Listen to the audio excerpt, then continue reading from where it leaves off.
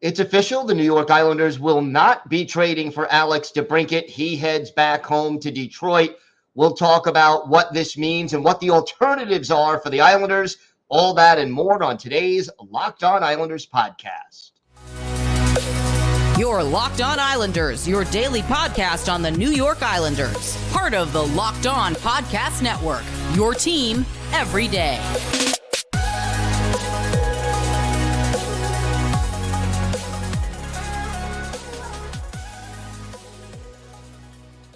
And welcome, everybody, to the Monday edition of the Locked On Islanders podcast, part of the Locked On Podcast Network, your team every day.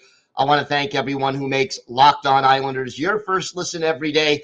Don't forget to subscribe on YouTube or wherever you get your podcasts so you can get new episodes as soon as they drop. And you can also now listen to us on SiriusXM on the SXM app. Just do a search for Locked On Islanders. Lots to get to as Alex DeBrincat is officially heading to Detroit. But first, if there's something Islanders related on your mind, if you have a question, a comment, maybe a topic you'd like us to discuss on a future episode, feel free to send us an email. The email address, lockedonislanders@gmail.com. And if you leave your first name and where you're from, we're happy to mention you on the show when we discuss whatever it is that's on your mind. You can also follow the show on Twitter at Locked On Isles, and you can follow me, Gil Martin, on Twitter at Ice Wars, NYR-VSNYI. We'll keep you up to date on everything Islanders throughout this offseason, hirings, firings, trade rumors, free agency. If it's happening to the Islanders, you'll hear about it on the Locked On Islanders podcast. Well, what we all knew was likely going to happen happened on Sunday.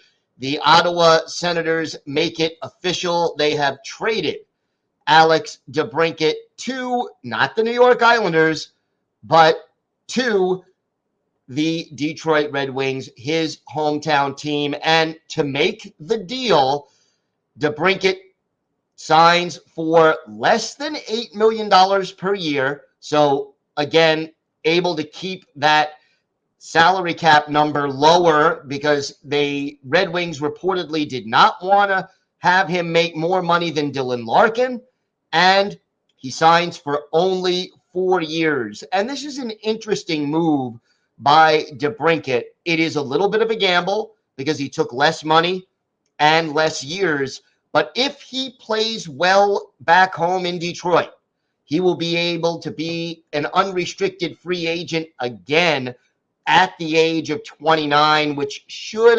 allow him to lock up one more nice, 5, 6, 7-year contract at a nice AAV. So it is a little bit of a gamble. The Senators get back forward Dominic Kubalik, prospect defenseman Donovan Sebrango, a conditional 2024 first-round pick, and a fourth-round selection from Detroit in 2024. And let's face it, the reason that this deal wasn't going to happen is numerous. Obviously, DeBrincat wanted to be back home. That made the preference Detroit. And I think that had something to do with it. But I also think the Islanders' mess of a cap situation, lack of picks, lack of prospects going forward.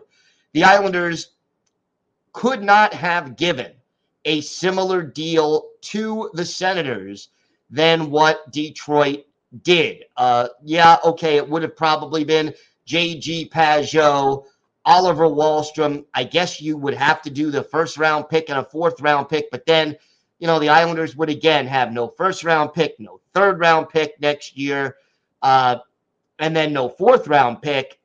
It would be tough, and obviously they may not have wanted Wahlstrom and Pageau as much as Kubalik and Sebrango. We don't know that. But the biggest reason is that the ammunition to make that kind of a trade isn't there. And, here's the thing.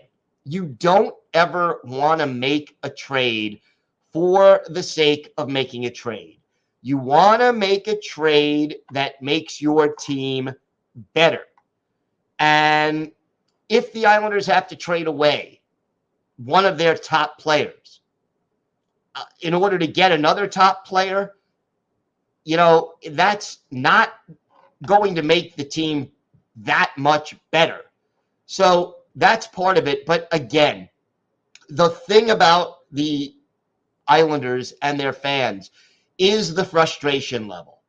Because whether it's Nazem Kadri or Johnny Gaudreau or Artemi Panarin, we have seen over the last few years Lou Lamoriello talk about hockey trades, talk about wanting to bring in a big ticket free agent or a player available in a trade, and the rumors go out there and it goes down to the wire and the Islanders never land the player, and then Lou says, I was in, but the deal just didn't work out. They wanted too much, or the player wanted too much, or the player just preferred the other team. And a lot of the time these players take less, whether it was Panarin to go to the Rangers for less, or whether it was Gaudreau who joined the Blue Jackets and never even spoke to the Islanders, according to what he said. Too often the Islanders are just on the outside looking in. And look, it's going to happen in the course of any offseason or any trade deadline situation. You're going to have players you want to get that you're in the running for that you're not going to get. But I think the frustration from the perspective of the Islanders and their fans is that this team has never signed a big ticket free agent, an elite franchise player kind of free agent, and that so often recently these off-season rumors end up getting hot and then turning out to be nothing, that they don't come to fruition for the New York Islanders. Here's the bottom line, though. You could talk all you want about DeBrincat, and I know based on the comments on YouTube and in emails, a lot of fans wanted DeBrincat, and a lot of fans were wary of his lack of defense, of his need to play with the right line mates, to be productive. All of those things were legitimate concerns. But here's the bottom line. The Islanders still have time in this offseason to make a move and bring in another player who can either be that goal-scoring forward, preferably a winger, or a puck-moving left-handed defenseman. Getting those kinds of deals done between now and the start of the season is how you make your team better. And you know what? The old expression is sometimes the best trades are the ones you don't make because they wouldn't have worked out, or something, terrible happens to the player, his play falls off, or the player you were going to trade turns out to be outstanding. This may be one of those cases. And the question becomes, where do the Islanders go from here? And that is the question we're going to answer in our next segment. We're going to talk about some alternative options to Alex DeBrincat, players who are still out there who could help the Islanders get better, add some goals, improve their power play. We're going to talk about that and a lot more next on the Locked On Islanders podcast. Today's episode is brought to you by FanDuel. Take your first swing at betting on Major League Baseball on FanDuel and get 10 times your first bet in bonus bets up to $200. That's right. Just bet $20 and you'll land $200 in bonus bets, win or lose. That's $200 you could spend betting everything from the money line to over-under to who will hit the first home run. Whether you're a Met fan or a Yankee fan or a fan of another team, you'll find lots of great odds and things you can bet on at FanDuel. It's all on an app that's safe, secure, and super easy to use. Plus, when you win, you can get paid instantly. There's no better place to bet on Major League Baseball than FanDuel, America's #1 sportsbook. So sign up today and visit FanDuel.com/lockedon to get up to $200 in bonus bets. That's FanDuel.com/lockedon. FanDuel, official partner of Major League Baseball. So, no Alex DeBrincat. We know that now. That's official. But who else is out there who could help the New York Islanders? And look, there's a bunch of names out there. We'll see some of them. And again, there are some that are a little bit more exciting than others. I don't think William Nylander, who is seeking $10 million a year, is a realistic option for the Islanders. It was hard enough to try to get enough cap space to add DeBrincat at 7.5 or 8 or 8.5. Trying to fit Nylander under the cap at 10 would almost certainly require either trading Anders Lee or Brock Nelson in addition to J.G. Pageau, and I don't think Lou Lamoriello is willing to do that. The Leafs should be looking for a player like Pageau, a checking two-way center who could help them kill penalties and play solid defense. But again, not sure that is, a realistic expectation. You have Adam Henrique still out there. Yeah, he's not young, but even though he's over 30, he's got 1 year left on his contract at $5.825 million. I don't think that it's a great move, and I don't know if Anaheim wants to make that trade until they get closer to the trade deadline. I don't think Henrique is worth almost $6 million a year at this point. On the free agent market, you still have some possibilities out there. And look, I think there are some legitimate free agent options. And I would love to see, the Islanders possibly pursue some of them. You still have Vladimir Tarasenko out there. Tarasenko not coming off his best season. You might be able to get him on a shorter bridge kind of a deal where he'll bet on himself for 1 or 2 years or a year with an option. It'll still cost a lot to get him, but he is a legitimate top 6 scoring forward. And, he was on pace for, let's say, 24, 25 goals if he would have played all 82 games last year. The injury history obviously does come into consideration.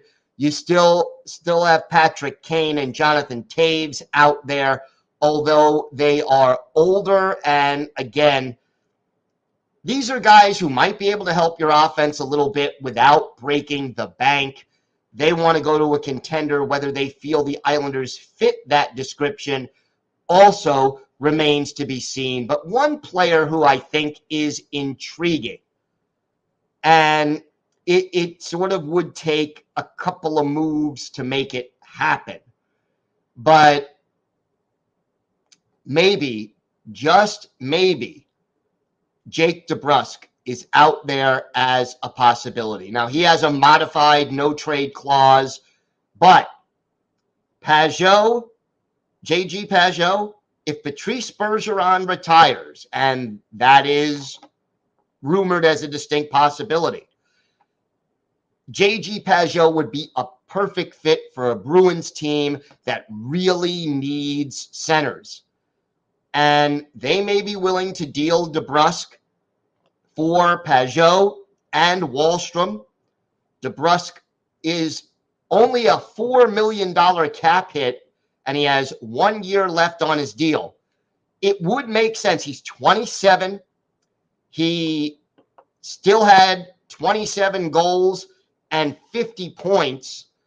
And at the same time, The 50 points was a career high. He is not the kind of guy who is going to move the needle offensively as much as DeBrincat, but he's cheaper. He will help on the power play. Had 6 power play goals last year, also 6 game winners, 8 game winners the year before. So, he had 14 points out of his 50 on the power play, 27 goals in 64 games. The year before that, 25 goals in 77 games.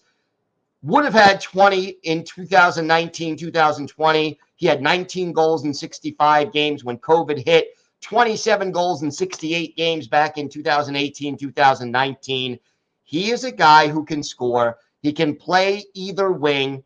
He's 6 foot, almost 200 pounds, former first-round pick.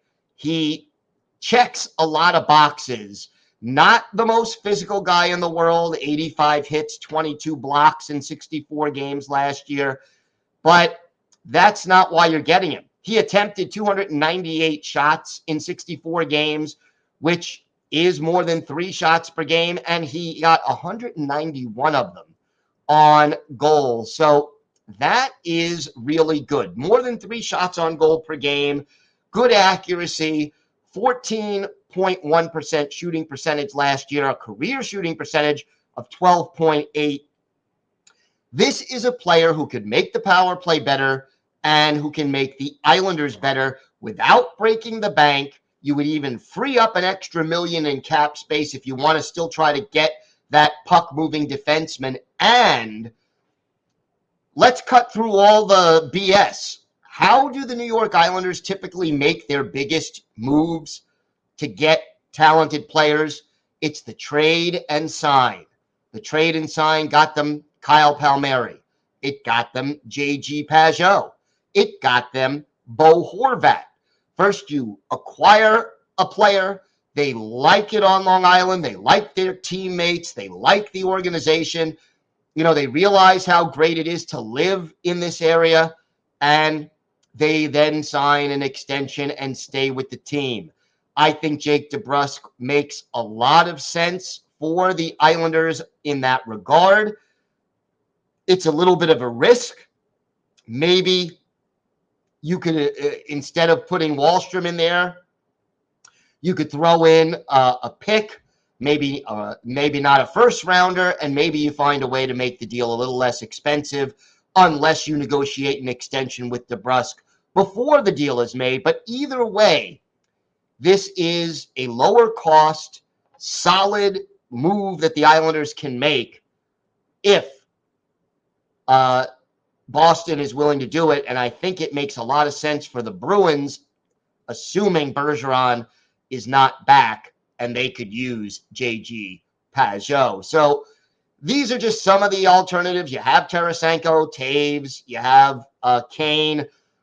Other players may also be available via trade. I know the Canadiens are looking to make some deals. So don't give up hope on finding ways to get this team to be better. And like I said, sometimes the best deals are the ones you don't make.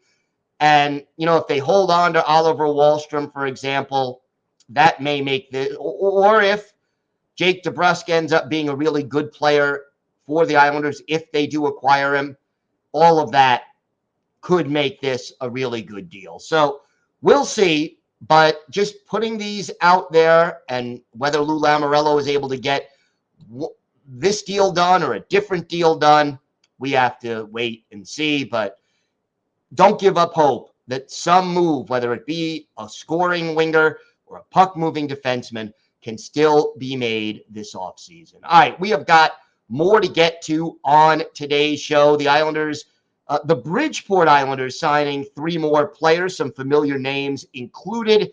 We'll talk about that, plus our Islanders birthday of the day.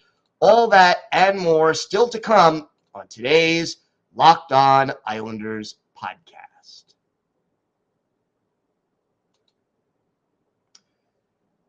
So the Bridgeport Islanders make some moves, and I can't say that these are bad moves. I think they make sense. These are the kind of players that add depth to your organization. So 3 forwards signed by Bridgeport over the weekend: Jeff Kubiak, Cole Bardreau, and Joey Cipollone. Kubiak is 29. He had 9 goals and 13 assists with Bridgeport last year. Been in the Islanders organization now for 6 years. And look, he is not an offensive force, but he's experienced. He's solid defensively, and he'll give the prospects like your William Dufours and your Matthew Maggios and your your Ruslan Iskakovs leadership and experience in front of them. He's got good size, 6'4", 210, Cornell alum, and I think, again, one of those players that helps your AHL farm club win games and teach younger players. Cole Bardreau, everydayers, you're familiar with him. He had played 1 game with the Islanders this year, has played 11 games with the big club over the course of his career with the organization. His only NHL goal coming on a penalty shot. It was a game winner, and that was an exciting moment. He's 29, had 15 goals and 31 points last year in 67 games with the Bridgeport Islanders. The 15 goals is a career high. He's also an alternate captain, so you get that leadership.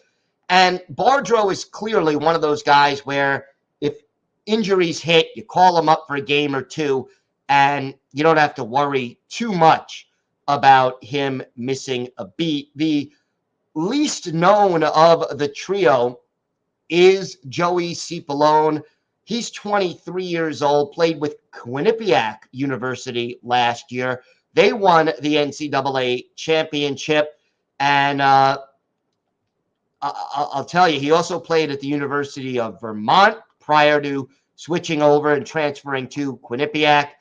23 years old, 7 goals, 6 assists in 41 games in college last year. Kind of a plus player, and 5'11", 185 pounds. Again, not the same as Kubiak and Bardreau in that he's probably not ready for a quick call-up yet, although obviously if he plays extremely well, he could prove otherwise. But overall, for the New York Islanders, a younger developmental player who, unlike the other two, may possibly play his way into prospect territory. But realistically, even if he doesn't, that's okay. You need players like that who will fill out your AHL roster, be able to come up, give you some leadership for the prospects, and occasionally play the odd game when injuries or illness strike your NHL team. So 3 moves there for Bridgeport, and I think, again, they do make sense. Time now for our Islanders' birthday of the day. Sunday was the 39th birthday of former Islanders defenseman Chris Campoli, the likable left-handed shot from Mississauga, Ontario, 6 foot, 196 pounds, 7th round pick of the Isles back in 2004. Joined the team in 05-06, and that was his most productive year with the Islanders, where he had 9 goals, 34 points in 80 games. Stayed with the Islanders for 4 seasons and was traded late in 08-09 to Ottawa, where he played part of 2 years, was then dealt to Chicago, finished his NHL career in Montreal, and then went to Switzerland and Sweden to finish his pro career. Played in 440 career NHL games, 35 goals, 146 points, and an even 200 penalty minutes. Add a goal and 5 points in 18 playoff games. The goal and one of the assists coming with the Islanders. He played 5 postseason games for them in 2007. We go back and look at one of the better games as an Islander for Chris Campoli. The Columbus Blue Jackets visiting the old barn. Frederick Narina, the goalie for Columbus. Joey McDonald, J-Mac, the goalie for the Islanders. And in this one, Chris Campoli plays 26 minutes and change, which actually led all Islanders players. He scored 2 goals. He was a +2. One of the goals was a shorthanded goal. He had 4 shots on goal, which led the team as well. And yes, he tallied the game winner in overtime. The assist going to Mike Comrie. Comrie also assisted on his shorthanded goal in the second period, along with Trent Hunter. The shorty gave the Islanders a 3-0 lead, and then the Blue Jackets scored 3 in the third before Campoli won it for the Isles in overtime. Chris Campoli, likable guy, hardworking, two-way defenseman. He is our Islanders' birthday of the day. Want to thank everyone once again for making Locked On Islanders your first listen every day. Everydayers, tomorrow on the show, we'll talk a little bit more about who else is out there and what the Islanders can do and what we can expect from Lou Lamoriello. We'll have the latest trade rumors, free agent rumors, and news about your New York Islanders. And we'll answer some of your emails. If you want to ask a question and get on the show with your question, please email us at lockedonislanders@gmail.com. Until then, have a great day, everybody. Stay safe. And of course, let's go Islanders.